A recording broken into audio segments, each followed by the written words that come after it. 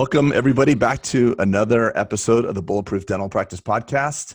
It's Pete and I here today with a dear friend, Dr. Clifton Cameron. Clifton and I had a chance to meet each other face-to-face at the Invisalign faculty meeting back in Miami pre-coronavirus, a long, long time ago, like 4 or 6 weeks ago, when the world was not running out buying toilet paper and all that crap. Right? Was that what it was? Like, just imagine, we were actually shaking hands. I mean, it feels like another era. Dude, we had a summit 2 weeks ago that probably wouldn't have happened now, Craig. Yeah, I didn't even think about that. So true. Yeah, you guys were lucky. Yeah.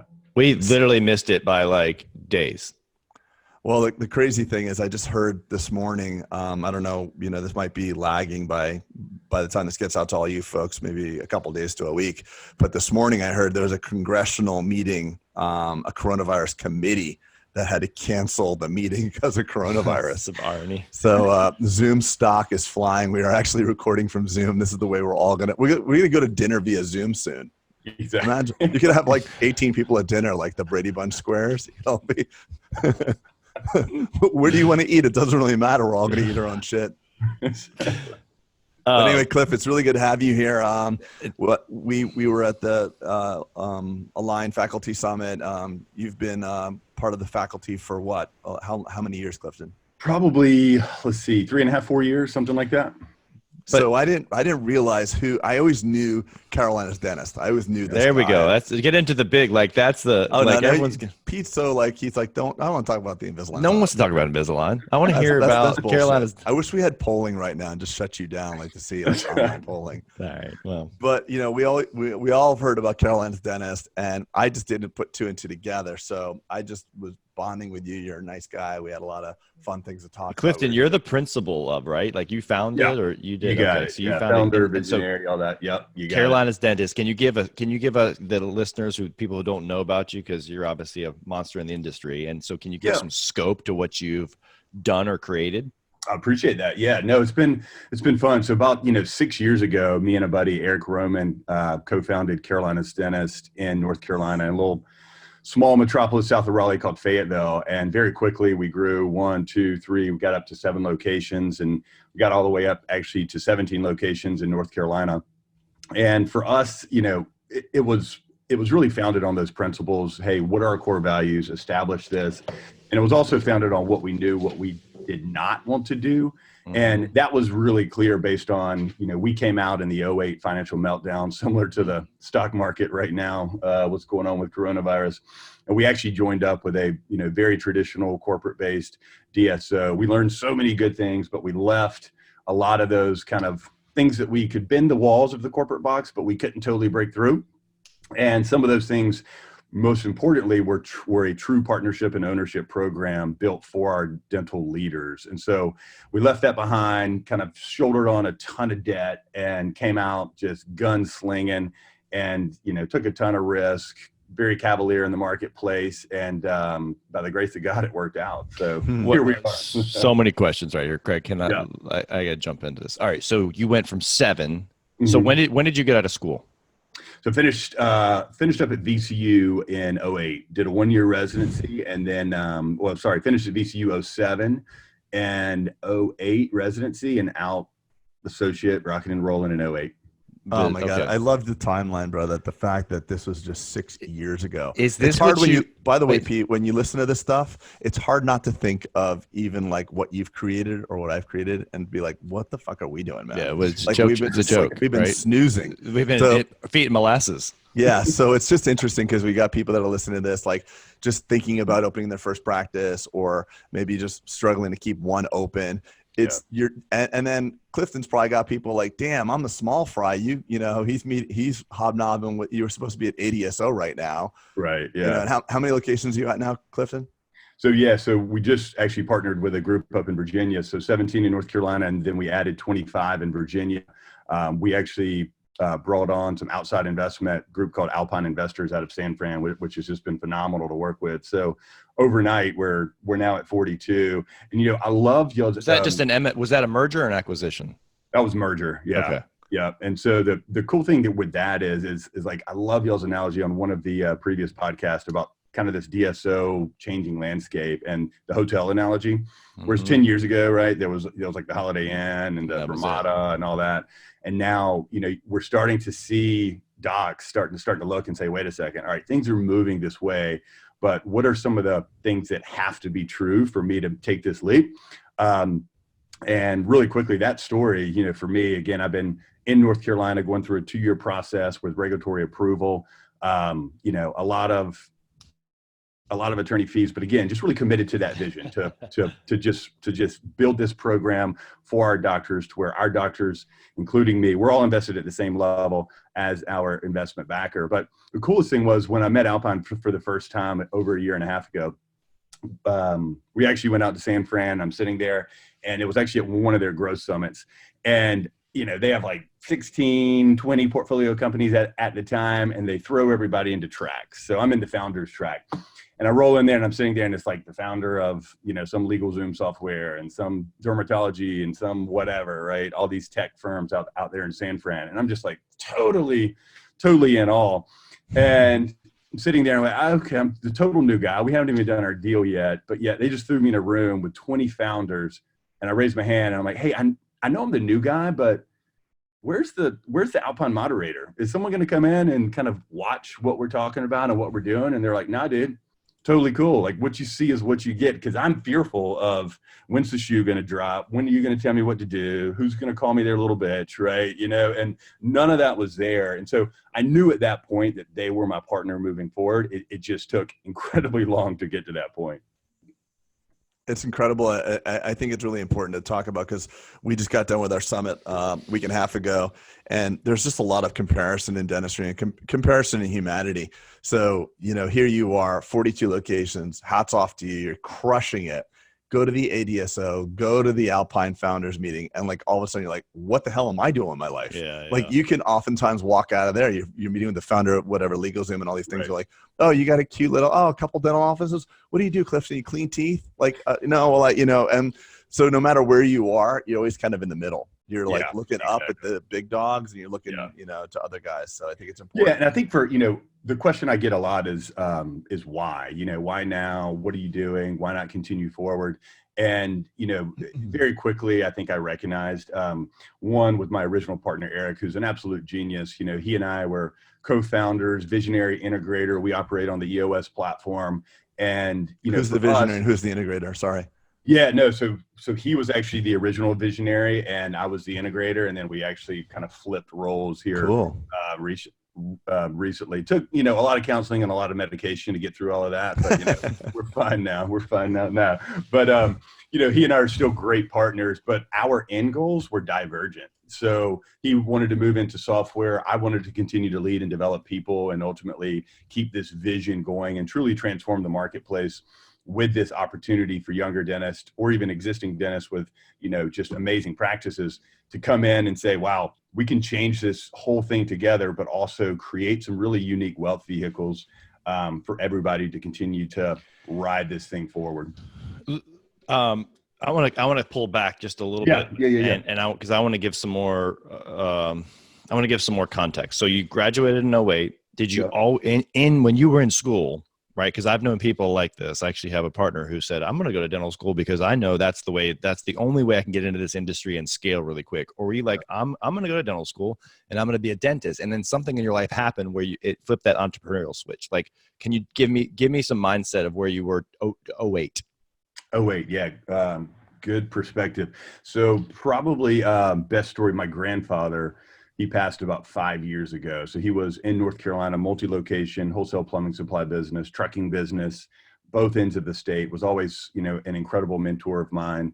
My father, jumped into that same business, took it to new levels. And so I think I've got multi-location in my DNA. Okay. So I grew up with it.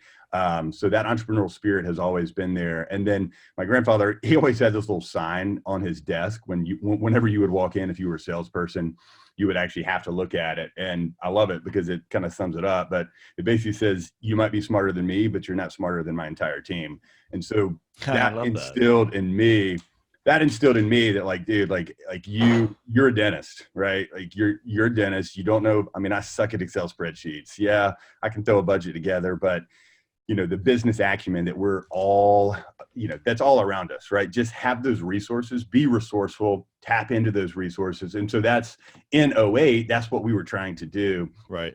Very quickly, we grew, in that group that we were with, to the quickest and fastest growing 3 practices. But did you start that like coming out the gates? Did you do a de novo right at a school? 3 de novos with that original. Right at a school with your partner. So you basically found someone, right? Okay. What was it? What's his name? Eric Roman. And was he a dentist, by the way? Yep. Cool. Yeah. So way, you and Clifton, Eric, I had to tell you this. I have the same sign in my office. Yes, there it is. So it's on a loose site that was bought for me. There it is, baby. Awesome. What are the chances?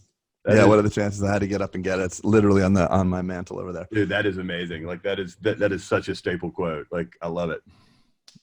You need that on your desk there, Clifton, for your legacy standpoint, right? Seriously, like where is it? Craig, we're gonna send it to you. Yeah, it's gonna say it has my logo on it, but you can make it work. Hell yeah, that's awesome.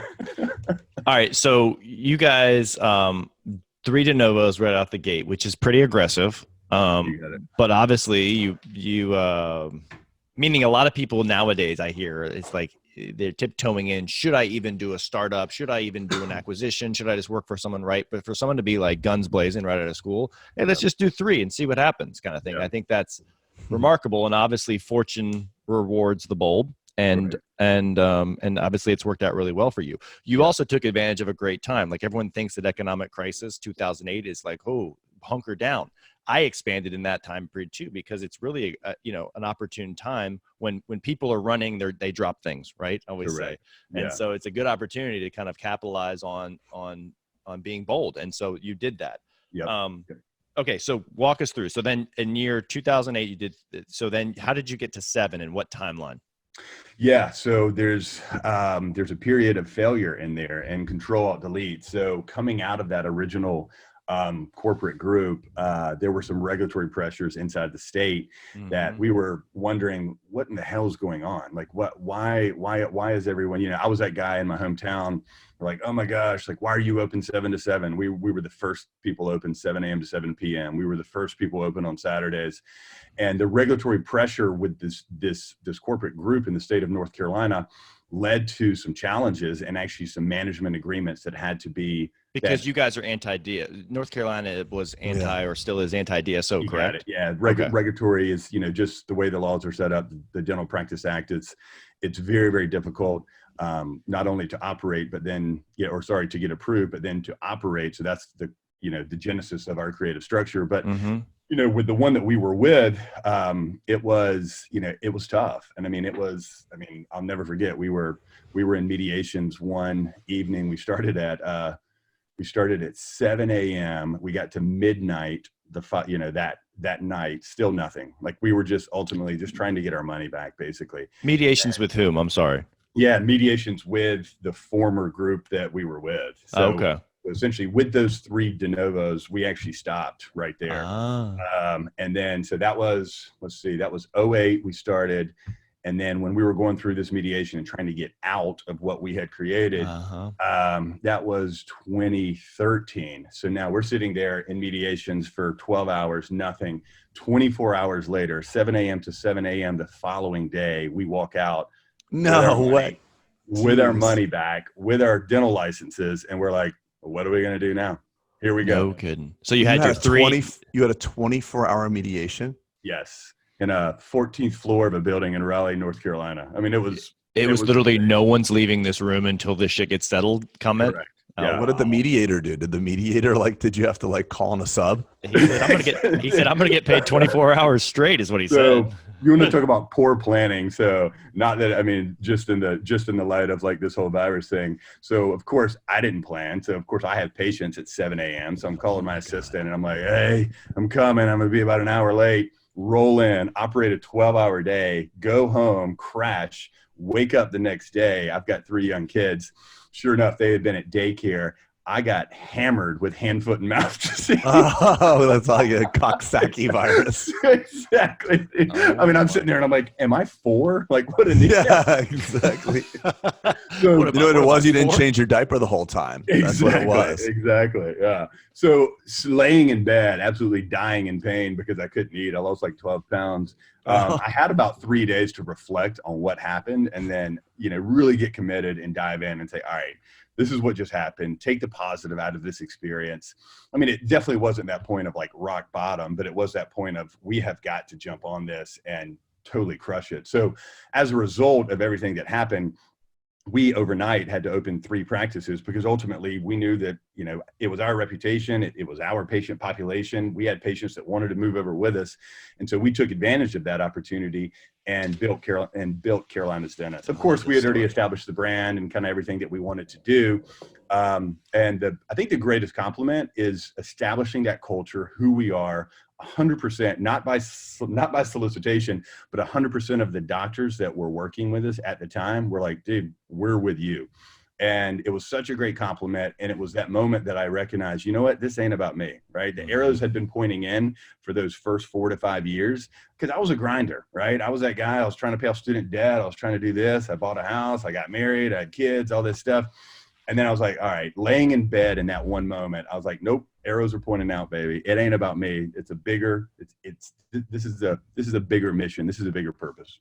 So it was at that point you're like, all right, screw it, let's burn the boats. Like this is, okay. So that was, and see, it's just amazing. Like you have these crises in your life, and then you look back, and you're like, that was the silver lining. Like that was the turning point where you actually, like, and you can, for whatever you can believe about divine intervention, but I think God puts something in your plate sometimes that makes you like reflect and be like, where am I going? And if it hadn't been for you getting sick, you probably just kept churning, right? Yeah. You probably, I mean, I don't know this. I'm just kind of hypothesizing, but you probably would have been just kept churning and gone the next day and churn and like tried to hustle your way. But you had to sit and reflect and reposition your GPS for where you wanted to go, which you got it. Dig that. I like this. Yeah. Well, you got a well-worn path and you just go down that path and something happens. I mean, I remember we had a podcast guest, I think it might have been Scott Luna. I can't remember if it was him or not, but he broke his hand or did something, there's always some sort of precipitating event, like some sort of disruption. Because I mean, you need a certain level of pain to go deep inside, and you need something to disrupt your daily focus. I mean, the worst thing that can happen to you sometimes is nothing happens, and that's pretty bad. Right. Exactly. So Clifton, you got to 17. Obviously, we're gonna fast forward here a little bit, but you got to 17. Did you and your partner fund that? Like, did you bootstrap and take loans and fund that expansion on your own, or did you already have some private equity? No, that was all a combination of SBA, traditional lending, literally, bootstrap, finding everything. And so that's clearly, we had reached our ceiling of complexity when it comes to what we could do. The banks were like, please. You're leveraged at that point, right? Yeah.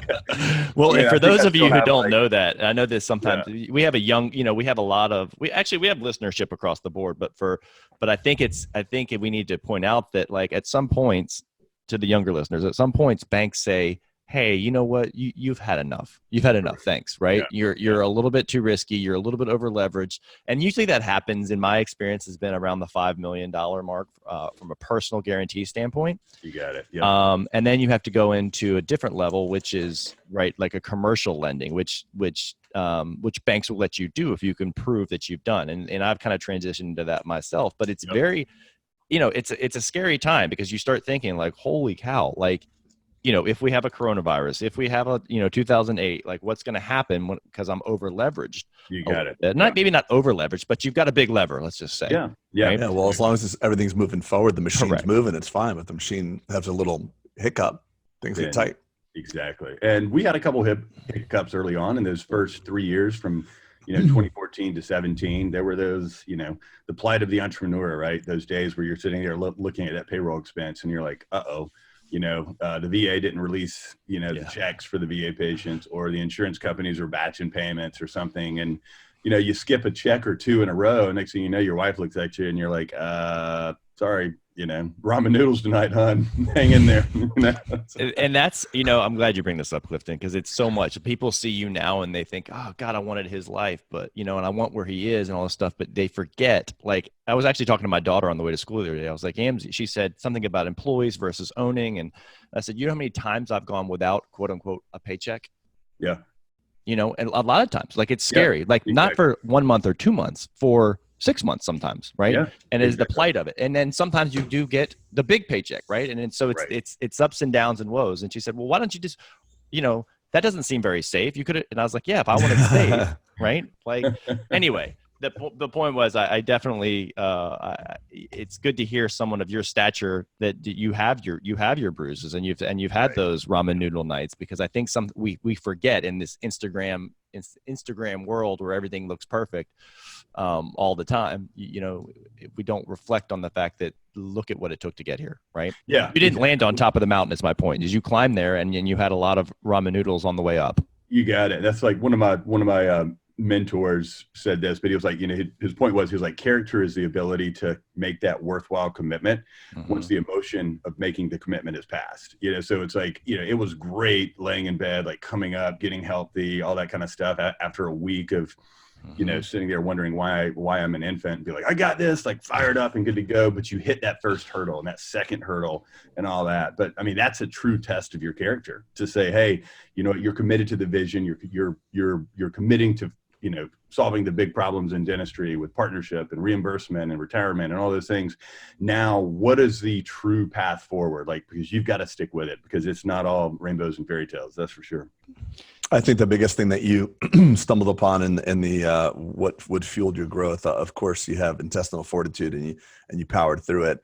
But what you said, the arrows pointing inward and outward, if you have a big enough reason why, you can accomplish anything. And I think the reason why we run out of fuel and many times is we make it about ourselves. Exactly. And when it's about yourself, it's easy to quit. It's easy to say, oh, screw this. It's just getting too much. I can't handle it. Let me go do this. When you have a bigger reason and the fact that your arrows were pointing outward and you were doing it for other people, it gave you the power to say, this is not just about me. I have a mission. It's greater than the position that I've been put in charge of. So I think that's huge. And I think people gloss over that. Yeah. I remember when you said that at faculty meeting, and Dr. Rick Mars took that mission over position to another level that we'll leave. Yeah. Let me just kind of talk about that for a second. We were in this faculty meeting and everybody's talking about, and there's hygienists and dentists. It was a breakout session of RDHs and docs. And we're trying to figure out like how to get hygienists to do more scanning. And everybody's kind of, even the hygienists, or someone was like, one of the hygienists was doing this thing with her head, like the TR, like I didn't know what that meant. She's like, exactly. I'm like, what does that mean? For those of you that are just listening and not viewing us, she was kind of pushing like with her hands, like a halo around her head. I'm like, what does that mean? And she goes, hygienists have their tiara on. We don't want to upset the princesses. And it was a really interesting dialogue, because these are the faculty members that are teaching other docs, and we're the faculty.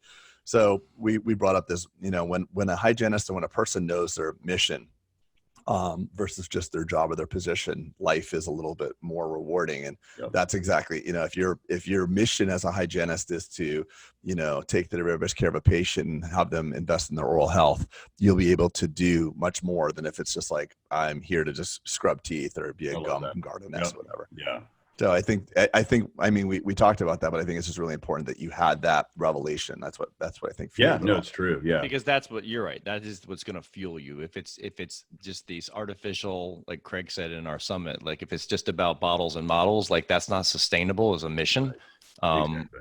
I didn't give much context to that bottles and models, but you know what I'm saying? Like some people are hustling to get to the beach to sit there, or to get to buy a yacht so they can, like it's those are shitty goals. Those are shitty goals, and they're not sustainable, and they don't last when life shoots the arrows at you, right? Correct. And they're never fulfilling either. So Clifton, what's your, like, now that you're on this post merger, you got 42, what's your new mission? Like, do you have an idea and a consolidated just a statement? Wait, hold on. Can we put a pin in that for a second? Because we're getting through the evolution, right? I'm trying to draw the storyline. But I want to see what's driving him now. As I listen to a story, I want to know what's driving him now, because obviously it's different. There's no ramen noodles right now, I would imagine. Correct. Yeah. No more ramens. Definitely stepped up to macaroni and cheese. So. Oh, that's awesome.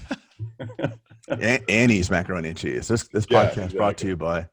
But no, yeah. So I think again, partnering up to bust through that financial ceiling. Certainly, I wanted to continue the growth, but really the mission now is, John Maxwell says everything rises and falls on leadership. So for me, it's actually creating some really unique learning management systems and leadership development stuff for our young docs coming into an organization that is, built around the WOW patient experience with all the, iTeras and Cerex and Prime Scans and Prime Mills. And, so we have all those like bells and whistles, but ultimately my mission now is to build confidence inside just a badass group of doctors that ultimately can do everything for their patients and really impact.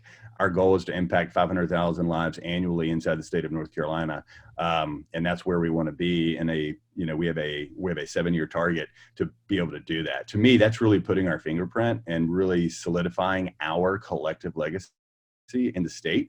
But the only way we're going to do it is by building great leaders inside those organizations, not necessarily clinicians. The clinician thing will happen. I mean, we throw $12,000 worth of annual CE at our young docs that come in, they move into partnership. We drop that down a little bit just because partners take more of that leadership type role. But, to me, the clinician thing will happen over time. That just happens over reps, right? 10,000 hours, right? Right. But if we don't focus on that leadership development piece, that's, I think, where we're swinging and missing. Interesting. I love that. I love John Maxwell too. Servant leadership. I love that stuff. Yeah. So why did you guys decide so you got to 17 by yourself, right? And then you said, we want more, or there's more left, or, so you decided at that point then to join with a private equity. Is that right? Yep. Okay. Correct. Why? Tell me the logic of why you did that, because you've gotten why wasn't 17 just like, cool, let's just do this and ride this and like cash flow and love and be great. Right. Yep. Tell me what your thought process was at this point.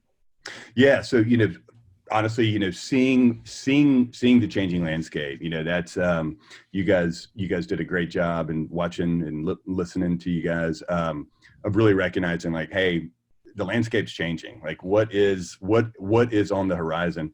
And so we started looking around and really the impetus behind it was the fact, like I already mentioned, Eric and I's goals started to become divergent, and he and I kind of take our lives in 5-year chunks.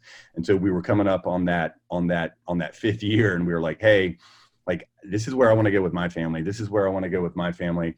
And they're not in the same spot. And so at that point, it could have led to a failed partnership or, another repeat of what we went through 5 years ago. But instead, we actually got intentional with it. We laid out and as we do every year, we lay out our top 3 personal, professional, and financial goals. And so once we said that, we're like, all right, well, our path is laid out before us. Now let's take those cards, that hand that was dealt, and let's be resourceful and find the best resources. Mm-hmm. And so once I found Alpine, the cool thing was they actually already had a dental portfolio up in Virginia. And that portfolio is called Lightwave Dental. And so Lightwave up in Virginia has taken a different approach, but they've taken a very cool approach as well. Their approach has been the acquisition game. So they've been essentially saying, okay, here's a group of, again, amazing clinicians. And the cool thing was, so I went to VCU, and this is why this is all providential. So I'm like, all right, hold on. I love Alpine, but I really have to, I've got to vet this group up in Virginia, because I don't want, last thing we want to do is shoulder up with a bunch of hacks or something up there, right? Mm-hmm. And I roll up to Virginia, and it's, my former professors, the former president of the Virginia Dental Association, high technology, booming practices. And so all of a sudden it switched for me. I was like, wait a second, there are 2 sides to this coin. There's the de novo approach, there's the leadership development, there's walking associates into building confidence and, $1 million to $2 million producers. But there's also the fact that there are a lot of best practices that are locked up on the sideline, that I think if we put a little spark in there, that all of a sudden we could start sharing these best practices and kind of cross-pollinating between the 2 states and the 2 organizations. So I got really excited about that. And that's kind of this new mission, is to say, hey, how can we process this out? How can we lay this out? How can we take the Carolina Dentist playbook, throw fuel on the fire?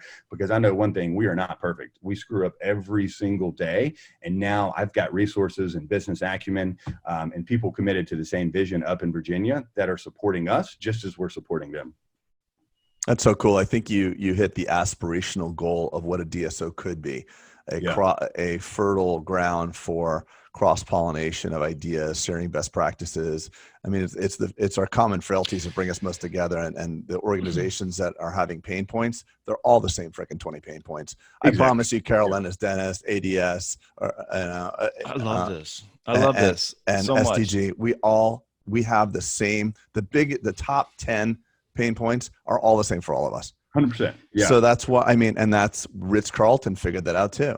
Ritz-Carlton says we have a demographic that wants a nicer experience than Motel 8.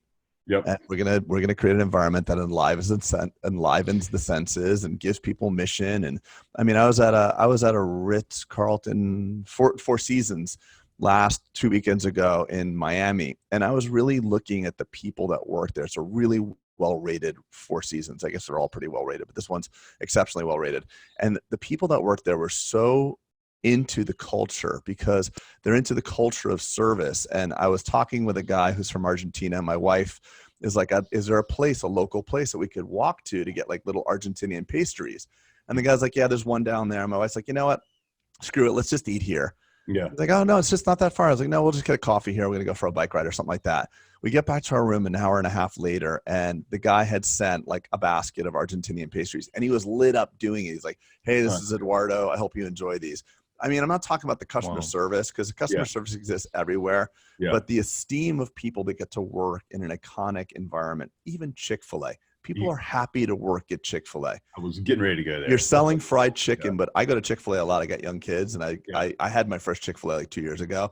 That's probably the reason why I'm getting a little bit out of shape. But the people that work there are so proud. It's just fried chicken, and it's not good for you, but yet they have such esteem. And if you think about the people that work at Carol Ennis Dentist or ADS, or even my organization, we're actually doing really good for people. We're not selling a saturated fat product that's actually bad for you. We're selling good for you.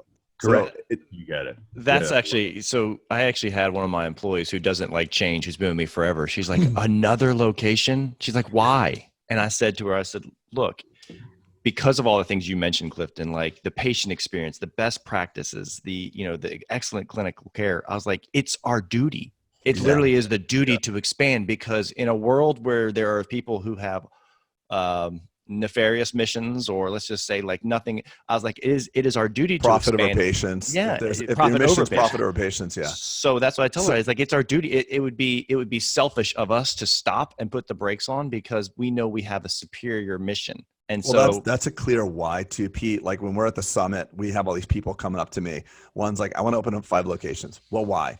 Well, what do you mean why? Well, I want to sell it. And I'm like, well, what are you going to do then? Well, whatever. You can hear very quickly when their mission starts talking about, I want to get 10, I want to pump it up and dump it. I want to pump and dump it. Right. Or I talked to another, pump and dump. That's not what you're thinking. We've all been through that. I mean, that's in stocks, that's in crypto, and that's also in breastfeeding. You're right. Exactly. It is. I get it. Right. Exactly. Yeah, exactly. Getting out with the wife. I was thinking something different, but we won't go there. And then there's another mission. I had this other young lady came up to me and was like, I want to open up another location. And I was ready to like find out what our why is. So I'm like, well, why? And she said the exact why that you said, Pete. I grew up in this town. I love this town. There's not a lot of really quality dentistry here. And I just need, patients deserve another location of us. We want to help those patients. So again, arrows pointing out. I'm going to capitalize on that little saying.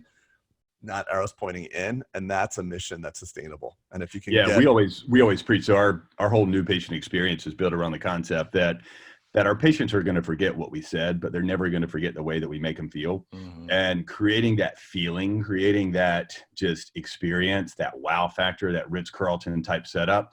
Again, are we perfect? Hell no. But it's our duty to be able to say, hey, if we have the resources and the business acumen and now the investment to be able to do it, why the hell are we not going to do it?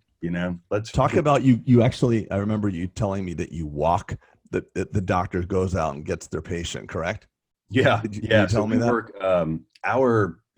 one of my mentors, again, I think the three of us and many of us on this that are listening, it's all about resources and mentorship. And one of my great clinical and dentist mentors is Dr. Paul Homily with his case acceptance program. So he's making it easy for patients. Legend. The best I've ever been in dentistry, I think. Absolutely. Yeah. In terms of verbiage and just, yes, sorry to interrupt. I didn't know that. Yeah. That's cool. I'm glad to Greg, hear you say that. he's the OG of like That's amazing awesome. patient Never heard him benefited speak. verbiage. Oh, he's amazing. He's unreal. And he's Let's actually get him on got the a great- podcast.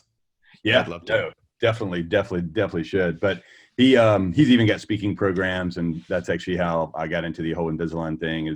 I actually went through a speaking program, and I was like, wow, this is great because it's helping me professionally from that leadership perspective. But Paul's program and book, he's got a learning management system that we work together. I've done a lot of betas for him, and really, we collaborate on a lot of stuff. But this whole thing is about the meet and greet, creating that wow experience to where that patient, literally at 6'5", I'll walk on to the waiting room, and I'll never forget the first time I did it. I walked out, and the waiting room's full, and they're looking at me, and they're like, "Oh my gosh, Dr. Cameron, whew, that patient must have not have paid their bill. Big man's out here," right? Like, oh Lord, they're in trouble. But no, it was literally just like, "Hey, how are you? I'm Clifton. Listen, I'm going to be your dentist today. Thank you so much for choosing us. Listen, I can't wait to get to meet you. Come on back, follow me." And we sit down in a non-clinical area for about 5 minutes. And again, like, I want to hear what's important to them before I tell them what's important to me. Or my hygienist 6-point probes them on every tooth, and they're sitting there an hour later wondering, like, why? I just want to fix this one tooth for this wedding this weekend. I'll come back for everything else. Or maybe they want everything done today. But again, it's giving that patient that feeling of being heard and understood, which creates those raving fans. And again, they're going to come back, right? Life's going to get in the way, but when it does open up for them, and we've treatment planned a $20,000 treatment plan or an Invisalign case for malocclusion, they're not going to go down that rabbit hole of Smile Direct Club or these DIYs or all these things that are coming in, because they're going to know that, hey, I had the awareness, and now I have the responsibility to talk to you in a way that created this influential experience, and they're mine for life, right? So that's also a rewarding effect. I love this. And the funny thing is amazing. the people that get it wrong, the dialogue of the people that get it wrong make it all about the patient. I'm on Facebook chat rooms like we all are. Like, oh, freaking. No, I'm not on any of those, Craig. Well, I'm exposed to people that are, coming to me and saying, oh, you know how patients are, and this is the way, patients don't care. And as soon as you start commoditizing the patient and treating them like they're the enemy, that's your demise. So the language you're using when you're like, how patients are, and people don't give a crap, and the whole industry is going, that thought is the precursor to your failure. Right. Exactly. Yeah. So no, it's kind of like you start catching yourself like that. Yeah. It's kind of like I was on another one of your podcasts. It was funny, right? I mean, it's so easy to talk about millennials and be like, oh, they're stuck in their parents' basement, they're never going to get out.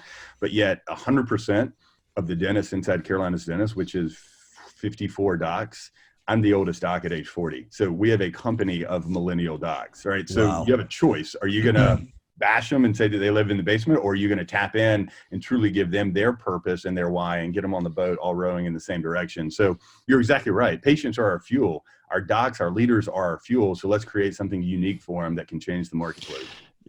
Craig, can I just point out something that I've loved? He's referenced 2 of our previous podcasts. So not only is he like just a badass, but he's been listening to our shit, which he just didn't gloss over. Dude, I love that, awesome, dude. man. So good. And you were doing it obviously before. I just think that's awesome. That's so cool.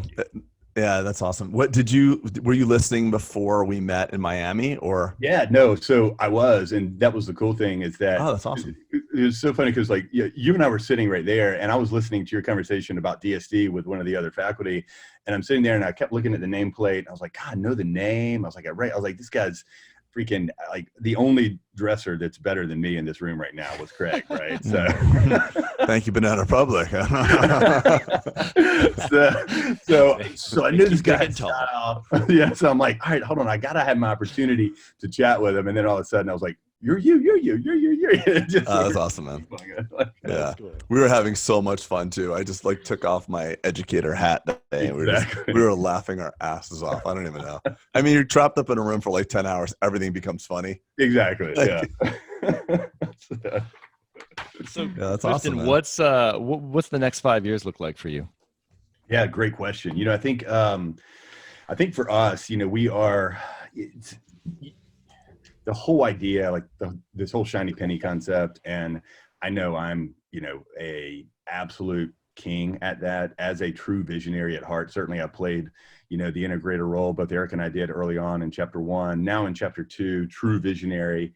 I've really rebuilt my leadership team over the past 6 months in preparation of kind of hitting the ground running. And it is a different world now, right? So we have certain horizons and certain goals that we need to hit, and we're opening instead of 1 a year, we're opening 3 a year, maybe even 4 a year, right? So here we go. So I'm developing new muscles. I'm in the gym. I'm, hanging out and digging in even deeper with my mentors like Dan Sullivan and Peter Diamandis, with ACA 360 and all of the above, because I know that I'm not going to give up this balance with my family that I've created in order to, hit this new horizon. So that's the first step. Are you in A360?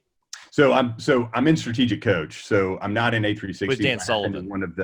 I have been in one of the summits before. That's another question I get a lot is like, what are your resources? Probably my top 2 are EOS, Traction by Gino Wigman. That's the operating platform for the company. We're actually taking that up into the Virginia group, which is like really cool. And then that's that kind of big picture. That's how we operate. And then personally, coach keeps me grounded, right? Through Dan Sullivan and which is kind of like a mastermind. You got it. Yeah. My coach is a guy named Lee Brower, who's just an absolute sage of, wisdom and badassness. So, but yeah, back to that point. First, I wanted to make sure that, hey, I wasn't going to give up on this entrepreneurial time system, on making sure that I have time for my kids. And the second piece is then to say, okay, I've committed to this level of growth and impact. Now, how are we going to execute it? And so then it's, to me, it's saying, all right, here we go. And being able to execute for my doctors when we were, just went through this process was really cool. So again, the arrows are pointing out, I'm not the only owner in this company. I've got multiple doctor owners. I've got millennial doctors who are invested with 6 figures of their own hard cash. And it's so cool because now I'm watching my next 5 years is a transition from an employee mindset to an ownership mindset of all of my doctors in this organization. And that's really, really cool. So your primary role is going to be literally curating, being the leader that curates other leaders. You got it. That's it. Everything's the primary job of a leader is to grow their leaders. That's it. That's a Maxwell quote. You got Leaders' job is to grow their leaders. So you're not clinical anymore, right, Clifton? I'm not. No. Okay. I just wanted to make sure we didn't talk about that at all. What's your day? What's your week schedule? Let's rewind, because I know with the merger now and Alpine, it's going to be a little bit more in flux, but go back 3, 4 or 6 months ago. What was the average week for you? What did it look like? What were the different, what were you doing? Yeah. So it was, I have a schedule to where my goal is to get into every practice every other week. So I was on the road a ton and, getting in, coaching, implementing new systems, rolling out Invisalign. Can you get granular with what coaching looks like? For selfish reasons, I want to know, like you walk in a new practice, you get a doc that's there. What's your, you walk in, you talk to me. Yeah. So we do once a quarter. I used to sit down with every doctor. Now I sit down with our partner and owner doctors, and then they sit down with their doctors. But we do something called a strategic focuser. And so essentially it's, all right, hey, what are the top 3 things that we want to talk about today? And we do this once a quarter. And so we build a quarterly plan to say, all right, now first, here are the top 3 things that you want to talk about today. Now I'm going to challenge you. Little concept from coach called gap and gain. So let's celebrate some successes from the last 90 days. What have you done? What has worked really well? Then we identify barriers. And then ultimately we just kind of have a quick little round table of, hey, what's aspirational, anything, personal, professional, financial, whatever. And so that becomes our roadmap. And so we're really diligent about laying that out. And then that gets recorded. And we keep referencing it every quarter that actually comes in. So when I'm in the offices on a bi-weekly setup, I can reference that. I can not reference that. I can be culture champion. I can say, hey, we got a little challenge here, or hey, numbers are off or numbers are on. So it's a combination of praise and recognition, but also accountability to be able to say, okay, look, I recognize some things are off here, whether it's you or your team. What tools do you need to coach or redirect or move forward? And guess what? I don't have them all. And so I don't have all the tools. So sometimes I'm like, hey, people team, get in here. We got a challenge. We got this, we got that. Or, maybe it's a CE that this doc wants to take and I've never heard of it, then I'll engage the other doctor group and we'll kind of get things rolling that way. What's a bare minimum of collections or productivity that you like to see out of a doctor? Like, do you ever had a situation where your coaching is not effective enough and your doctor's not flourishing? Like, where do you cut it? Yeah. So our goal is that all of our docs are $1 million producers. We call those providers of distinction.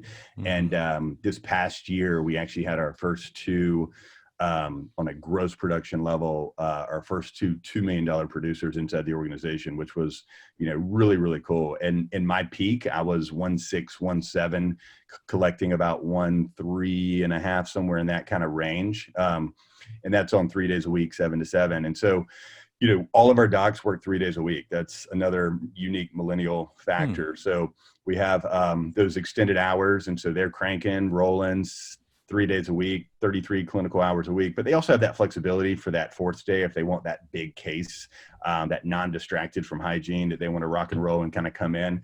So on average, I'd say they probably end up working 3.2 or 3.5 days per week. And it's a 12 to 12. It's 33 hours. So it's 11-hour days. You got it. Yeah. Hour for lunch. So is that the same with the support team around the doc? Meaning, so all your team? Hygiene, yes. So we have care teams. So essentially inside the offices are 10 to 14 operatories each. We really love patient continuity, but of course we're going to get it 80% of the time. Our patients know that we're open Monday through Saturday, 7 to 7. Not every office is open on Saturday till 7, but they know they're there, but they also know their doctor, their team is going to be there on these days. So if they have an emergency, at least we're open, right? Yeah. So each doctor has 2 assistants, 2 hygienists. It's a little crazy rule in North Carolina. We can only have 2 hygienists per 1 doctor. So that does so weird. Yeah, I know. And we can't do anesthesia either on the hygiene side, which slows us down, but we'll get there eventually. But from that perspective, that's that care team that's able to kind of carry through and maintain that level of continuity. And through that, our goal is, again, we're super transparent with our numbers that we want to see you kind of lift up. And to your point, Craig, we've had doctors that have lifted up in 90 days. We've had doctors that have lifted up in 9 months. Sometimes it's our fault because we didn't establish the resources or we didn't have the team there in time, or it was slow to launch on our end.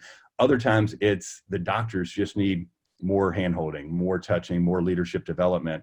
And that's that CE pathway that really kind of nudges along. But I think once you create that culture, all of a sudden it's like you start looking around and, okay, they're doing this, they're doing that. It's a rising tide, You got it. Yeah. It's like, and we've also had docs that kind of came in and just didn't fit. Gosh, they passed every single bar through the interview and cultural process. And some people just self-select out when they're like, whoa, this really is not for me. But I mean, we're doing CERAC and root canal buildup and crowns and all that. And, some docs are just, I prefer a root canal buildup and crown to be in 6 appointments. Well, I don't think your patient does. So maybe you're not a fit for us. Right. Yeah. So that's cool. Yeah. Very cool. Do you guys, and again, part of my ignorance on this, but are you on any CE circuit teaching stuff beyond the Invisalign stuff that you do? But I'm not, I had certainly I've had the honor of being asked and, been on a couple of local boards and bank and all that kind of stuff, but, really had to claim my calendar before someone else did. I was just, there you go. I think it's, that's one of my kind of mantras is to say, hey, here it is. And for me, the Invisalign setup is great just with the 3D digital pathway. And I think it's a great org that gives you and I, Craig, the opportunity to look under the sheets of a $20 billion company. So definitely garner a lot from that, but also it's that's a piece of my professional development as well as I continue to try to elevate my game to keep up with a really fast changing marketplace. I love that I want to touch on that real quick, is that if I don't take control of my calendar, someone else will. And that is the thing, as entrepreneurs, as you get more and more, people want more of your time. And it's the only scarce thing you have.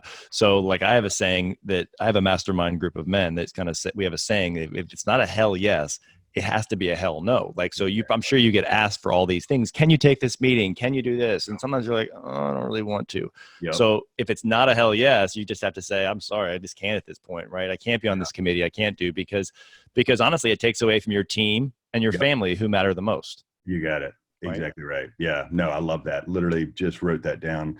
That is so cool. And back to that A360, setup. I mean, I love Peter because, I mean, you think about, have y'all spent time at Singularity University? I actually went, Clifton, you'll love this. I actually have such a man crush on Peter Diamandis and read his books Abundant that I actually went and did the health and nucleus physical that literally I had my genome mapped. And it's a full day of me and 7 doctors, just because I think he is light years ahead in his thinking and prosperity and all these things and everybody else. So I consume everything that he produces because he's just an oracle, I feel like. Oh yeah. No, it's phenomenal. I mean, just to take, adult learning theory and flip it on its head. I mean, I went to Duke University for undergrad, loved it. Great. A lot of money. But you look at it and I look at my kids and I'm like, why? I mean, there are just so many changing. What is that? I didn't know that.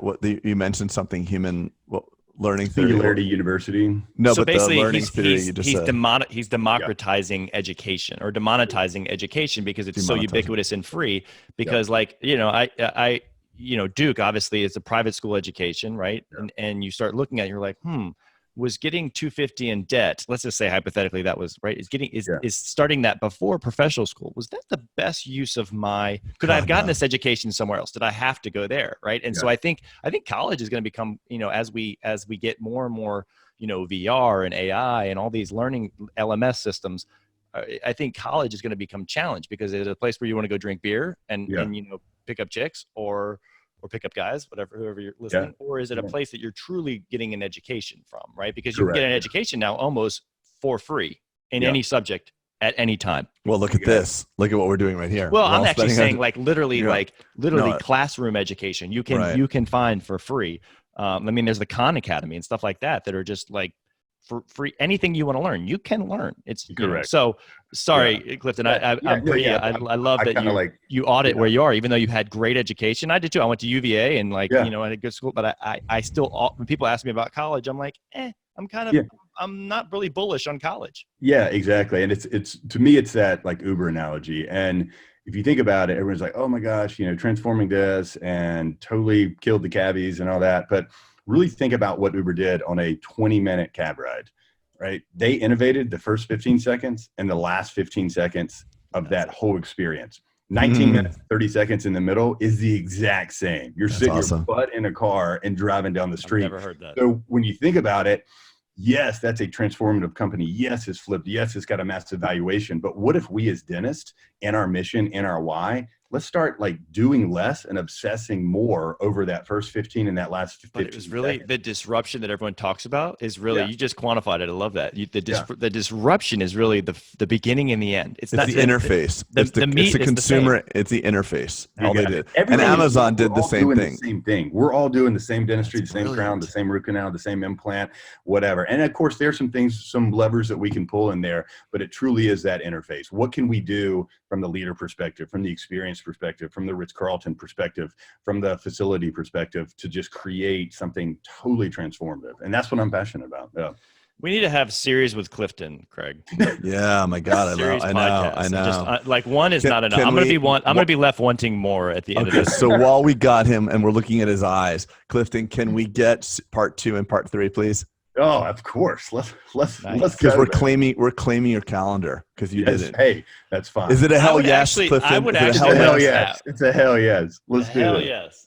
I would actually like to have a whole because obviously a lot about leadership, right, and stuff like that. I would love to unpack that and just spend some time on that, and maybe even talking about the nuances of expansion because that seems to be the hot button, and right, and I don't know. There's so many things we could unpack with you because you've lived life very full in dentistry for sure. You've had a lot of experience in a short time.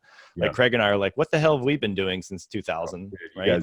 You guys are freaking monsters. So. Well, thank you. Thank you. But I'm saying that you compacted a lot and you burn the boats. And I think that I think our audience, and and I could learn a lot from you. So yes, we're For sure. committing your And hell yes calendar to making sure you come back on. Yes, I'll do it. I'll do it. We'll grab Paul Homily. Make sure we awesome. get him on there too. Actually, can you make an introduction? I don't know how to get in touch with Paul. I've thought about that before. I would get an intro for him. Be happy Craig, to. He's a giant. He's the OG. I'm telling you, he's the OG of communication. Yeah, and I'm gonna task you to get Peter on here too. Like, got to do it.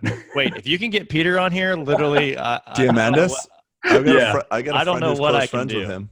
Really? I don't know what I can do, but if you get that, I'll probably freeze like the last person I had on that I had a man crush on. I literally froze on camera. I was like, oh, literally. Patrick Bet David, he's a badass too. And Pete was, if you want to reference that podcast, the first couple. It was minutes, the worst. like, it was the worst. Remember that? I'm gonna show my age here, but remember like Miss America, whatever. She's like, and the Iraq, and the children, and the education, like the Iran. I was like, Pete, what the fuck is going on with you, man? Snap out of it, brother. It's weird. I don't get starstruck. And then I all of a sudden was like, oh, I love this guy. You know? His eyes. So maybe I won't partake in the Peter Diamandis interview. Clifton, I'll let you be the guest host on that. Oh, beautiful. Oh, game time. Because Craig never falters, and I'll be like, I'll just ruin it. So I'll. That's right. Well, I don't. Yeah, I guess. Patrick Bet David was badass. He was, but yeah. All right, Clifton. I know we got to let you go, bud, and we've kept you for almost an hour here, and but it's good. Now I don't feel like we have to kind of jam it and rest because we got more coming for you Bulletproof listeners. More Clifton Cameron. Hey, listen, I'm incredibly grateful for the opportunity. Again, it's probably one of my favorite things to do is to storytell and garner resources from everyone else. So super excited about our relationship and to continue down this path, guys. This has been awesome. Yeah, man. Wow. Yeah, likewise, stuff. Clifton. You're freaking badass. I love the fact that, that there's so much more. I mean, I would have been tuned out of this thing if it was just all about the business, because business without meaning is nothing. And the meaning that you have and the struggles and the depth that you've explored are so cool, man. It's so cool. And it's really a great story. And I'm so proud that you get to share that with our audience. 100%. Man, appreciate it, guys. All right, everybody. Thanks for tuning in, and we'll catch you next time. See ya.